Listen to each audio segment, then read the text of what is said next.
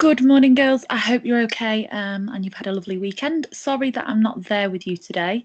I'm going to be delivering this lesson by a pre-recorded video. So what you'll need, your folders, so hopefully they've been brought down from D8, piece of paper, pen and 2 worksheets. What on your new piece of paper, if you could write today's date, Monday the 28th of September, solution to the barriers is the title, and the learning objective is to understand the solutions for the barriers to participation in sport.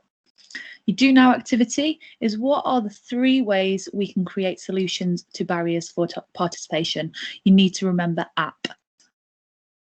So I'm going to ask your teacher to pause the video whilst you do those tasks. Okay, hopefully you have done that. Let's answer the do now question. What are the 3 ways we can create solutions for barriers to participation? And they are access, provision and promotion. So remembering app there. Okay, moving on. We're just going to recap what we did last lesson, and then we're going to look at access and how we can create solutions to barriers through access. Okay. So first of all, we looked at the different organisations that we have in sport. These are there because they put structures in place to increase the number of people who take part in physical activity. Their job is to promote opportunities in local area and provide a range of different provisions to interest everybody and ensure that these are in place and they're easy to access. You don't need to write this down. Again, you don't need to write this down. So provision was is how we find a solution to the barriers, and this is by identifying what demands the specific user groups have and then putting provisions in place so that they can access these. Some activities here are that might increase participation: women-only sessions, kabaddi, wheelchair basketball, and mid-morning classes for parents with young children. The second thing we looked at was promotion. So we looked at how to target an audience, how to target a specific user group, and we might use role models to increase participation. If you have a role model and they are taking part in sport, you are more likely to take part. We also looked at This Girl Can video, and we saw that the women that were being used were just normal women, different shapes and sizes and different ethnicities. And this was done purposefully so that the audience watching could relate to these people and see themselves and think, you know what, I could take part in sport if these women can. Just some other initiatives down here. Kick It Out, disability football. There are some other campaigns which have been used to promote activity and inclusion. Something else that we need to remember with promoting is different user groups will be able to access different things. So for instance, teenagers will be able to access social media, whereas the elderly will be able to access newspapers and radio more. So we need to think about that when we are promoting. Okay, so this is where I would like you to write down. So I'm just going to ask the teacher to pause the video so that you guys can write all the red writing down. Okay, so access. Access is the transport, entry and opportunities. Sports and facilities need to be local, available and affordable. The categories below should be considered. So we need to consider transport, entry, equipment and cost. So with transport, is there availability of public transport? Are there buses that run frequently to the leisure centre? Are there trains that run frequently to the leisure centre? This needs to be considered so that people can actually get there and attend the class. If they've got a car, is there adequate car parking spaces? People that have a car, if you can't park it, they're less likely to want to go. So making sure that's available at the leisure centre. And are there safe cycling or walking routes? Is it easy to get to. You don't have to go across any dangerous roads. Next one is the entry. So I gave an example a couple of lessons ago about how I had an inclusion seminar when I was at university at a leisure centre, and a couple of students who were in wheelchairs couldn't access it because there was no ramp. They only had steps up to the entrance. So that was an issue for them and they couldn't attend. So making sure that their entry has ramps and wider doors for a disabled access is important. The equipment, so making sure that the access to equipment that is adapted for age or disability. So if we see here in the picture, a woman in a wheelchair is going swimming. She is using a hoist to get into the swimming pool. So that needs to be considered if that's a barrier, that they don't have the specific equipment for sport. And finally, the cost. Some user groups, such as unemployed and teenagers who don't have a lot of income, might not be able to afford gym memberships or equipment. So there needs to be sensible pricing to participate. A solution to this might be reducing the charges for certain groups, and there it says unemployed and young people. So what I want you to do is work through these barriers and then come up with a solution of how we could change the access so that these aren't a barrier anymore. So if your teacher could just pause the video and then we will work through them after.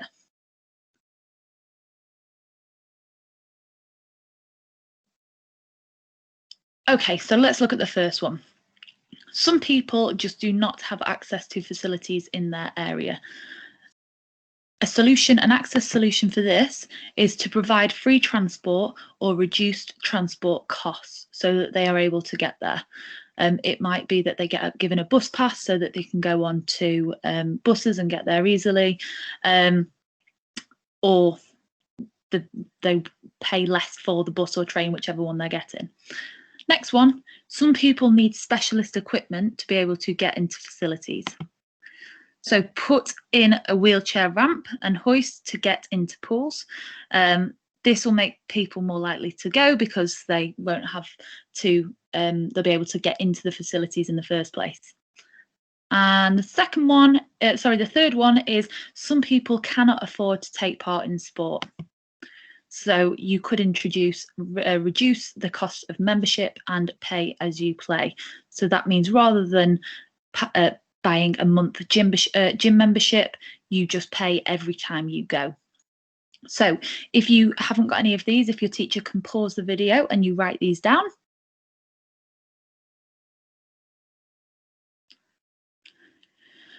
Okay, moving on. So now you should have a worksheet in front of you that looks a little bit like this. It should have a table with user groups on the left-hand side, which is empty, and barrier, which is on the right-hand side with a list of barriers. What I would like you to do is read the barrier and then identify which user group it's most likely to affect. And I would like your teacher to pause the video now so that you can work on this.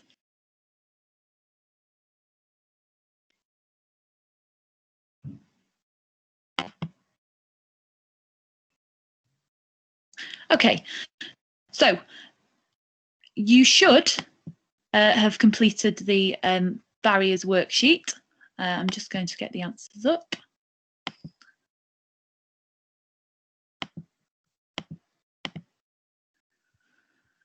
Okay, so the first barrier was work restrictions or family commitments. So this is a barrier, and you could either have either one of these three. Single parents have family commitments such as childcare. They might not be able to afford childcare. They might not have family members who are able to look after the children. Working couples or singles, they will have long hours at work, so they won't be able to attend classes during the day. And then teenagers as well will have school restrictions, so will only be able to attend after school. And even then, after school, they've got homework and things that they might prioritise. Make sure you've got these written down if you haven't got them in your user group. Okay, the second one is lack of role models. So this will affect teenagers, ethnic minorities, disabled people, single parents, and children. So a lack of role model means that you won't take part in it because somebody isn't encouraging you to take part. Third one is gender issues. So this is where sports are deemed typically to be male or female sports, and this might affect teenagers and ethnic minorities. So awareness of what is available. Elderly might not be aware if it is posted on social media. Teenagers and children. Next one is time, so a lack of time. Working couples are obviously working throughout the day. Single parents have children to get ready for school, get them to school, and they might not have a lot of time. And then teenagers as well. They will be doing school work during the day, and then they might have homework, like I said before, after school. Next one is limited activities. So this is, there are not a lot of clubs on offer. So disabled people might find that they can't take part in with the gym equipment, and there isn't anything on offer for them instead. And children, again, can't go to a gym, they can't use the equipment. So there might be a lack of activities for them to take part in. And then the final one is disposable income. So this is the money you have left over after your bills have gone out. So this might affect unemployed people because they don't have a lot of income coming in. Elderly, if they are retired, their pension might not cover the costs for leisure activities. Economically disadvantaged and families with young children, they will have to prioritise their children, and they might, instead of paying for activities for themselves, pay for their children to go to a club. Okay, brilliant. So if you've got any of them that you need to write down, do so now.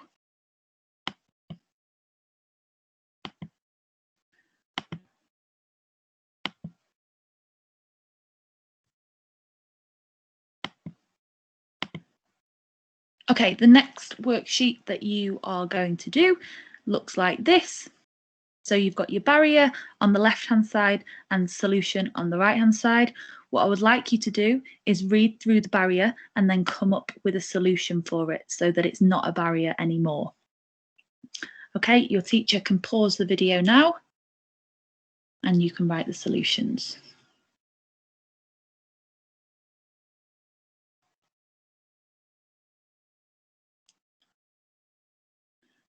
Okay, so hopefully you have completed the worksheet.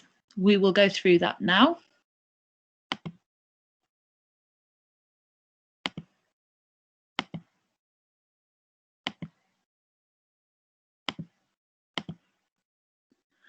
Okay, so let's go through the first one. There is no access to the local leisure centre because the public transport is not sufficient.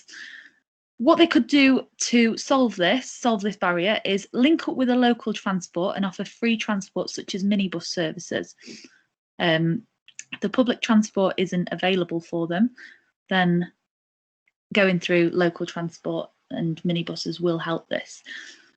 Another option is they could look at the limited bus or train times that there are in the area and base the clubs around those times. Write this down if you have not got it down. Next barrier is the only times people can swim at the local leisure centre are before midday. Really simple, you could offer early morning classes so that they are able to attend.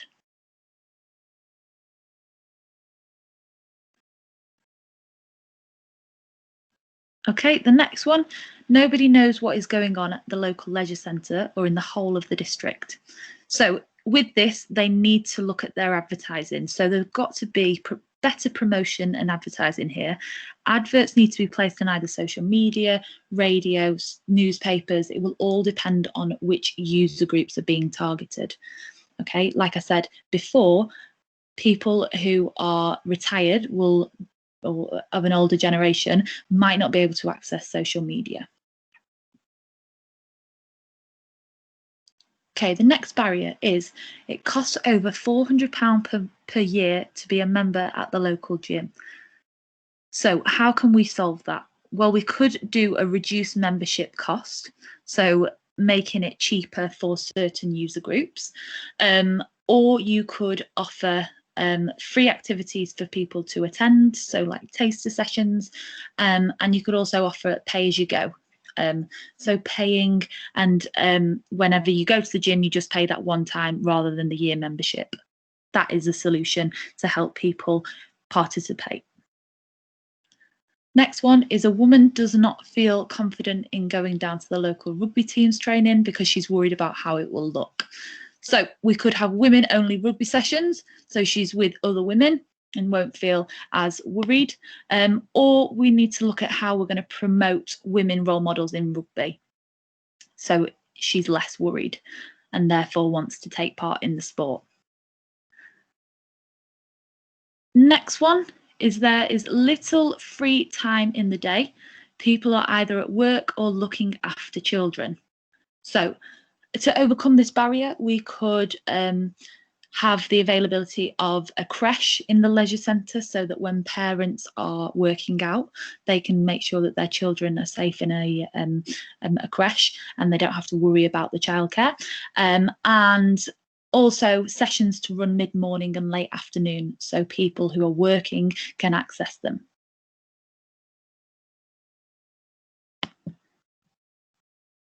Next one. The access and provision for people with disabilities in wheelchairs are poor. So let's look at this. We break it down on how to resolve that. So the access, how could we break down this barrier to increase participation? Well, we could introduce wheelchair access such as ramps or hoists, depending on the activity, and also increase the number of disabled parking bays. Provision, we could make sure that provision of transport for disabled users we've increased them, so putting on minibuses so that wheelchair users can get to the leisure clubs, and have separate disabled sessions, so that the wheelchair basketball, and making sure that they feel confident. We could also have specialist equipment. So, for example, doing football, but we're doing it with a ball with a bell inside of it.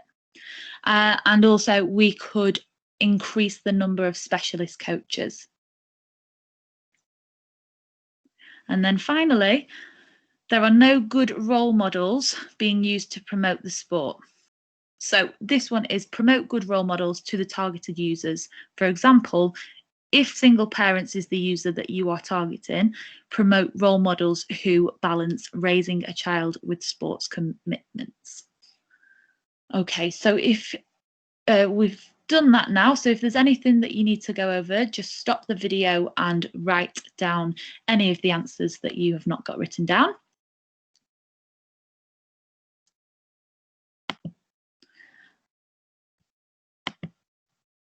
Okay. That is the end of the lesson. Thank you very much for all your hard work. I know there's a lot of writing within this course, so I appreciate all of your hard work. Make sure you wipe your table down, you put the folders away in the baskets, in the trays, and all your worksheets are inside the folders. Okay, if they're not hole punched, then just put them inside your plastic wallet so that they don't get lost, and make sure your names are all on them. Okay then, guys, hopefully I'll see you soon. Take care. Bye.